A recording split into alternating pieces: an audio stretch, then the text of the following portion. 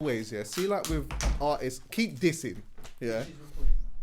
Artists that come from where we come from, I don't ever really want to see them on their album covers. I don't want to see album covers that reflect America. I don't mind it reflecting. If you come from an African country, I don't mind it reflecting that. Let's say, for example, I was watching Chifa has got something on YouTube, and he was talking to Clint. Clint is he's getting this jewelry made, yeah? And you know, like, obviously, Clint does kind of idealize elements of that paid in full thing or whatever. You see it, you can see just his style and whatever. And he was looking at getting a lion. And it's like, the lion represents, what's his name? Ace. Yeah, Ace had the lion chain or whatever. He's chatting to his girl and whatever else, yeah? And he was saying he wanted that. So at first, obviously I hear it, I understand why he's doing that or whatever else, yeah?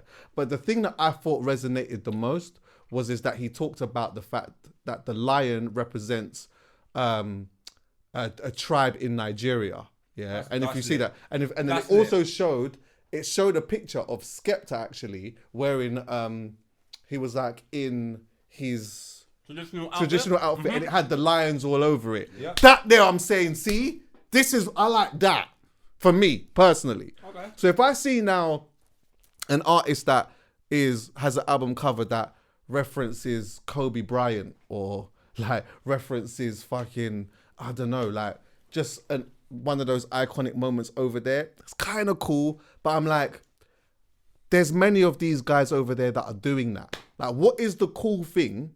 What is the cool equivalent that you could do over here? Yeah. Do you get what I'm saying? Sorry to even go off on one. Even with samples, bro.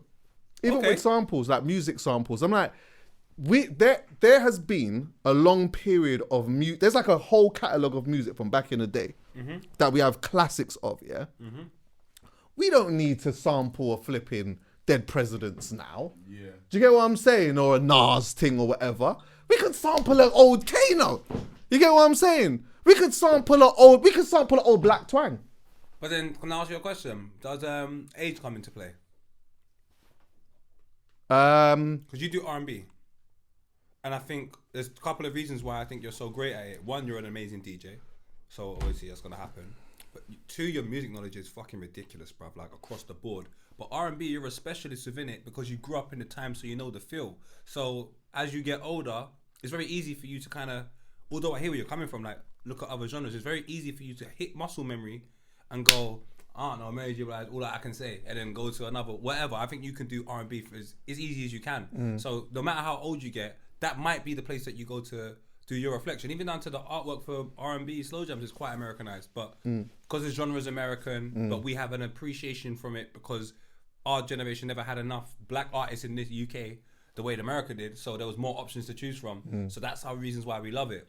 That's why I asked, does age come into it? Because if you're a younger demographic, you've probably got about, don't quote me, at least about 5 generations of music from the UK to choose from. Whereas, I mean, you were coming up, we've got loads grime, more. And that's grime at its adolescence. Yeah. When we're coming up, we've got garage, we've got jungle, we've got soul for real and a couple. No, we could go. Our generation can go further back because we can go back to reggae foundation. No, I hate that. In the UK, for like a boy growing up, you're not gonna go that far back. The reason why I say we can is because of our parents and our grandparents. So a lot of that is gonna be inspired by that. Do you get what I'm saying? True. Yeah.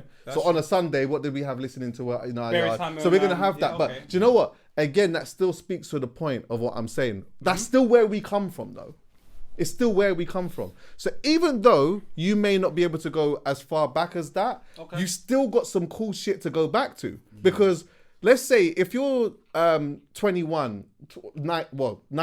21 or whatever, yeah, you may only go as far back as, I don't know, maybe like, you could even say that second wave then. Say like when Skep and them lot started coming back outside or whatever, like that's not me or whatever. There's still bare things you can take from that, you know. No, I'm with that's you. That's still cold. But I just think because that might have been what you grew up on. Yeah, that's true. Do you get what I'm saying? So you're going off of what you grow up on, what you've grown up on, yeah. And ultimately, that even if you're a young buck from here, regardless of what's going on in America, in fact, bro, when we was youths, let's do this old man thing.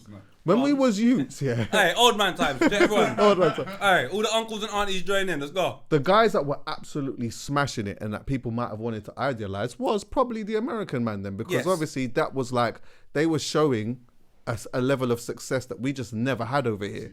Then everyone else that was doing grime and rap and whatever was just doing it for fun, really. Do you know what I'm saying? And maybe when the Americans ever said they're coming over here, there was a level of excitement from everyone, like who can link up with them and all of that. So yeah, there was a level of huge respect for them. But sorry. Yeah, exactly.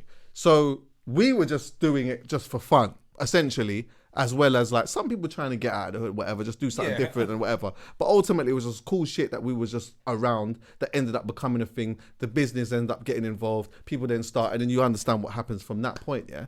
But then let's say now, the things are different. Look at my brother now. My brother is 19 years old, yeah? When I ask him like who's some of his favourite artists, a lot of the times he's going to tell me, man, from here. When I ask him about old school artists, he's going to tell me about old school artists from here. Oh, I've got another reason why it could be happening as well. Because I am with you. I prefer everyone to just use authentically black British things as well as maybe Jamaican, Caribbean. Yeah, like where you come from. Rather than Americanized. But, culture is more than 3 minutes, 30 seconds. Yeah. Much more than that. And the reason why you fall in love with things within culture, like the reason why you might love a rapper in culture is not because of music.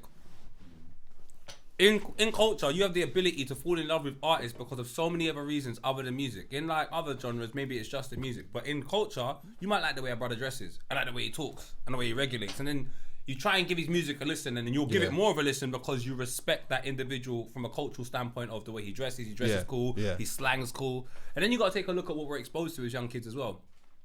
The culture of Americanized. We're watching Americanized. If you want to watch an American sports, it's American films, and it's just loads of black people. We didn't have loads of black films over here like that. I could relate to. It was more America. So then you get in. You watch Paid in Full. Now you see Cameron. Oh God, that's cold. Now you're gonna go and watch Oh Boy, it's Cameron, or Horse and Carriage. Or now you're in the music. So the entry points are crazy. In the UK, the entry point was really just music for time up until today, where you can like Clint, and obviously may have a problem with H, but you will like AJ Tracy, and then do you know what I'm saying? There's connectivities now with the fashion, even the slang. When DBE started saying, what was that thing that they kept saying that they stole from East London though? I do know that. There was a terminology that they kept using. That was like a slang that they kept using. I've forgotten it, but it was so UK that if you say it in the playground, who said that? Oh, DBE. That's not. I didn't have that growing up. That's Any true. Slang you hear, it's American, guys. Beef, all of that stuff is all American, bro. So, but here's the thing. It's interesting that you even mentioned DBE, yeah, because this is why this is cold. When we grew up, what did we know D Block as? Oh my God! Do you get what I'm saying? And now if I ask my brother, D Block, who do you think he's gonna say? He's gonna say them man. Do you get what I'm saying? So rate it's different. Man for making it big though. Rate them man for sustaining. Yeah, 100%. Shout out them man. 100%. I remember. I'll keep it all the way real. Yeah. Go on. The way these lot have won me over is in a world class way. Brother. Because at first, you see, when I saw D Block Europe, I'm saying, especially me I'm a Chic Luch guy, you know. Oh no way. Yeah, I used to love Chic Luch. Gangster, you know. And also obviously Styles P and that as well. Gangster and the Gentleman is one of my favorite rap albums of all time for me personally. Yeah, I got some deep emotional connections to that. So when I'm hearing about D Block Europe and that, I'm saying, what is this? I hear you. I'm like, what is this? But then obviously I'm seeing what they're doing and I'm like, you know what? At first I'm kind of on a vibe of, I don't know, man. Then I'm kind of on a vibe of, hey. Ads is cold. Do you know why I always had one? Because of ads though. Yeah, that's what I'm saying. I loved ads. And this is why I say to you today, the entry points. I love ads because I watched him rapping from a long period of time. Didn't see it for a little bit. And then come back as a superstar. I'm like, yo. And he probably didn't even have to come back. Just come back to my vision. I'm like, yo, ads is crazy. But you see LB. Bro. I find him hilarious, bro. When you see him on the gram and the things that he does, that was my entry point to saying, you know what? DBE epitomized all of the reasons why I liked things back in the day. So I loved Mace because when you would watch MTV and see him behind the scenes or what have you, he's always with a fly gal. Yeah. He always dressed crisp. He didn't really say much. He was cool. Yeah. Like, do you know, before I even heard, tell me what you want from, I'm in. Yeah, do you know what I'm coming? yeah, And that was like, the D Block Europe have that. That's it. Know what I'm saying? Yeah. I hear bare man in East London say that. Do you know what I'm saying? But Some of that though, if I'm keeping it 100, some of that I don't love. okay, fair. If I'm being honest, some of that I don't love. Because it's quite Americanized. You're saying. Yes. But Because that's where it goes. This is why I'm going on my phone quickly because I'm But just they're like, not let me saying just it- have a look at their artwork. I just wanted to just have a look at their artwork. DBE. But, yeah, because I wanted to see if it was like that too. remember, But it they isn't. do like auto tune and so on. They do an Americanized sound. So for them to have Americanized elements, I don't mind. But I think for a group that does Americanized sounds, I proper associate them as British guys. Yeah, that's true. Like proper associate them as British guys. Like really do, bro. Like their struggles and their situations that they've gone through. If you've lived in a similar type of estate or so on and so forth, super could understand and super could see it. Super relatable, bro. Like they're super authentic to the UK. Yeah, and their artwork is Listen. cool still. I think there's only two. If I'm being nitpicky, Yeah. the Street Drama gives me the American mixtape vibe, and the Blueprint as well. Us versus them, but I think that obviously it's intentional. It's cool. Yeah, I don't want to divert too much from it, but like this was even like a. Was you gonna say I was something? just gonna say one thing because you were saying about like the young people and obviously their influences obviously might be a bit more like the entry points are different. But I was saying that Jim Legacy, who's also young, Amazing. That I believe he's even under that 24, let alone, and he's from Lewisham. His whole thing's Black British music. I love that as well. That's all he. But this is the Black thing. British music. Ultimately, if I'm gonna pose an argument, essentially somebody of that generation, that just should be their thing. For us, it was different because again, we didn't have the examples of what. Do you know what success looked like? In my mind, success looked like the first person who made me see and feel success, Mega Man. Mega Man. For me. I hear you. That makes And do you know what? Before that, Skibbity. Do you know Them what- jungle MCs and I don't know, like who's a garage MC that was fucking popular. Like them man to me were like these lot were guys, and then Mega Man came through. Like even Fonty and Bushkin and Mighty Mo from Heartless Crew. I used to look at them and the way that they dressed and whatever and thought they're not they ain't got the American success, but they got that success of like we rate these man here. Like these man do their thing here. And they look like they were making big bread. Now again, in hindsight, probably was making obviously some bread and stuff like that, but it wasn't like hundreds of thousands or whatnot, the way that we might have seen the way that Diddy and who else was doing whatever. You see, like my little brother, for example, now, I know I keep mentioning him because, you know what I mean, he's a music head and that too. He would look at like, he could turn around and look at, and we mention his name so much, we have to stop mentioning his name at some point. But obviously we rate him. But it's like he will look at Skepta and say, "This is what success looks like." And we can all say that now, but we saw what that looked like before. Just guys that were just in the room, just doing whatever it was that they were doing. But this is what's so amazing. There's so many entry points right now. There's so much different rooms that you can be in. Success can look like so much different things. Whereas it's very restricted back in the day. Exactly. If you're on top of the pops, my head's gone. Yeah. When I saw an article from Dizzy Rascal saying, I'm never gonna go on top of the pops. But he was a star. He opens up for Jay-Z. He won that. What's that award that he won? And everyone went to his house afterwards, and he was just in the hood. Like Dizzy Rascal to me was a star. Then when I saw him do Mercury he won the Mercury, and all the press went to his house, and he was just on some like this guy to me was a real star. When I saw him do that Lucky Star record, there's I can't remember who the producer is, but there's a song called Lucky Star, and he's on top of the pops, and I'm seeing a full-blown baggy academics tracksuit with a man saying, "What?"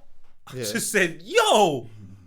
How is the guy with UK slang, all of that, just on top of the pops, unapologetically being himself? So that's when I first saw a star to me. Dizzy was the first person I recognized as, oh my God, you're a star. Yeah, I get what you mean. Because you were like he was my age, bro. I'm like, how are you like 17, 18 and you're killing it? Like, it's not like I was expecting the Wileys and all maybe the older people to have sort of open up for Jay-Z. It was Dizzy Rascal. But he still had American elements to him.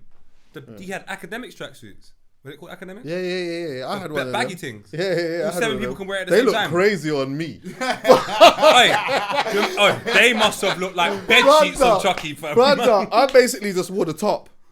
That man was wearing a long dress. This is mad, Chuckie. Hey, Chuckie, remember Lot 29? Fam, they were baggy clothes, bro. Yeah. So imagine me. You know, like them metal hangers? Yeah.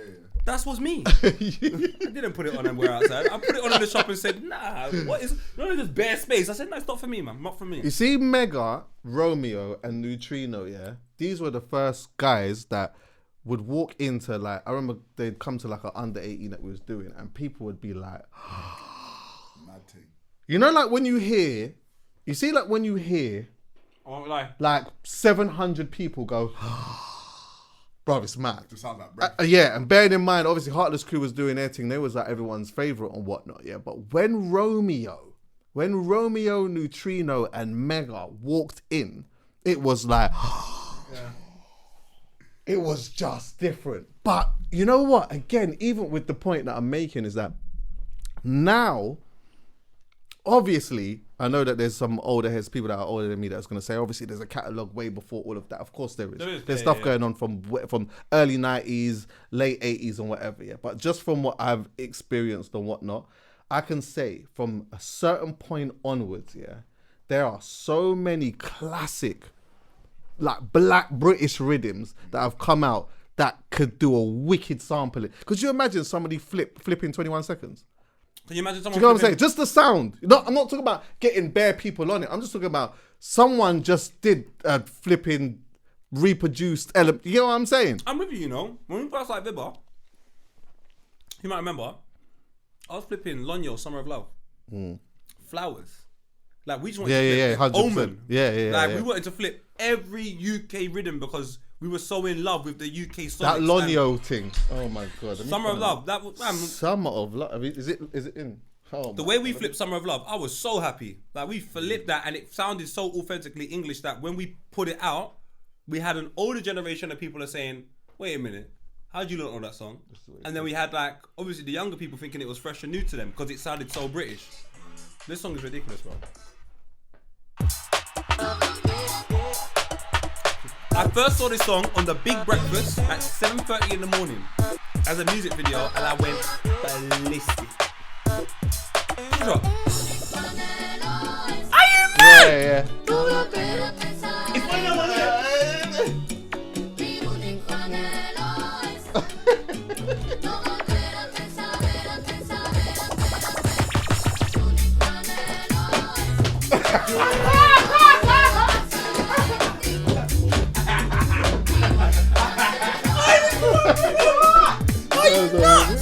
this rhythm, aye.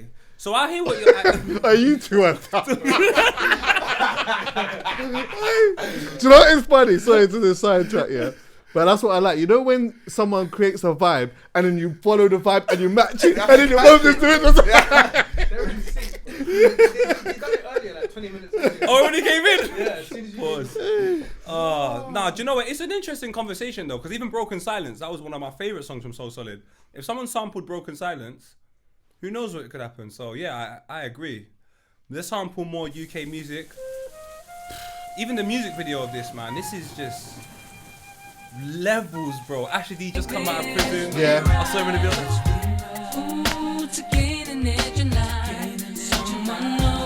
Someone also, actually, What while song? we're here, It's supposed to be like, yo. someone has to sample this thing at some point. Do you know what? Don't. Yo, I remember like around the times when things were going well, when we had to pack guns and then Asher went jail, and then a couple months down the line, me and Morgs thinking about my nigga doing mad time and his mums. And I hugged her, I don't know how it came around like this. Then she looked and said, look after the album, Swiss, and make sure that you learn something out of this. And the thought of it makes me wanna, that's a lonely son. Take away a boy from his mother, that's a lonely mum. Jeez. protect yourself with a loaded gun. That's one of the rules, and That's Asher the, was the only one. So, But yeah. yeah, do you know what? I'm with you. And shout out Elijah, an advocate. I saw him the other day in Shoreditch. I told him to come to the pod, forward to the pod. 100%. Chuckie is somebody that showed me Elijah a very, very, very long time ago.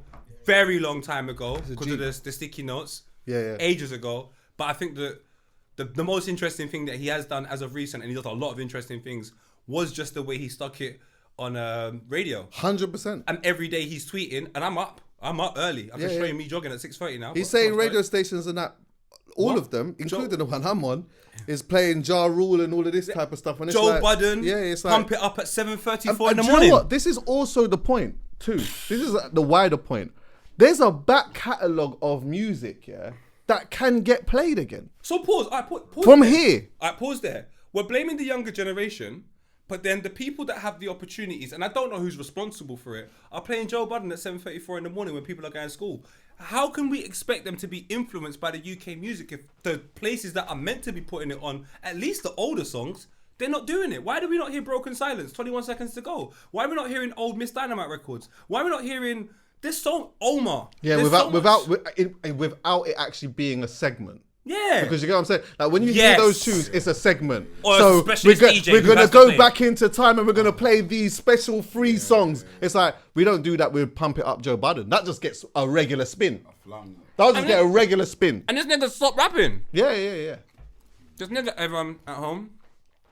Sorry for eating. Elijah used to have a pod as well. I'm sorry for my t-shirt being creased. Carry on. He used to have a pod as well back in the day where he was like just chatting to Graham MCs and whatever. He did a really good one with D Double from back in the day. said he's gonna really come on the good, pod man. now. He's really good. He's just got really good insight. Do you know what I like about Elijah is that I think that he has solutions. He doesn't just say problems. Do you know what though? He says what he thinks should happen. I like the fact that I don't even necessarily think people need to have solutions, but You don't have to, but I like the fact that he does. That's 100%. Yeah. But I do love even more, and I encourage this for people to identify that this is a problem.